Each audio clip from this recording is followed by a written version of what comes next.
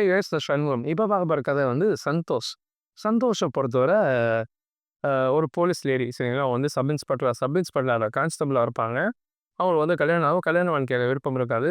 கொஞ்சம் பிரிஞ்சு வந்துருவாங்கன்னு வச்சுக்கோங்களேன். ஸோ பிரிஞ்சு வந்துட்டு வந்து ஊர்ல வந்து ஒரு பொண்ணு வந்து ரேப் பண்ணி அ குளத்தில குதிச்சு பாடியில பொண்ண காணோங்கிற கேஸ் வரும்.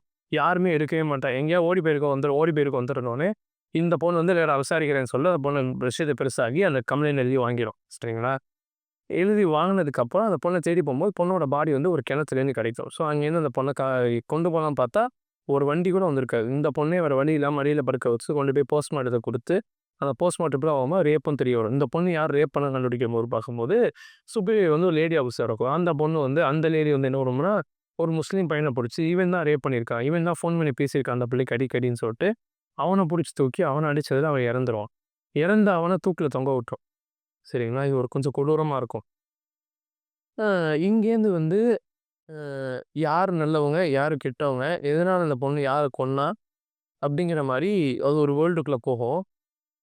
இந்த வேர்ல்டு வந்து உங்கள ஒரு நிமிஷம் வந்து வாழ்க்கைய பயமுறுத்தி விட்டு, எங்கிட்டாவது சம்பாரிச்சு, உனக்குன்னு ஒரு உலகத்த வாங்கிட்டு எங்கிட்டாவது போய் செட்டில் ஆயிடுறா, இவன் கூடலாம் வாழாதடா சண்முகா, கஷ்டம்டா, ரொம்ப கொடூரமானவங்கடா அப்படிங்கிற மாரி உங்க உடம்ப ஒரு ஒரு ஆட்டு ஒண்ணு ஆட்டி விட்டுரும்.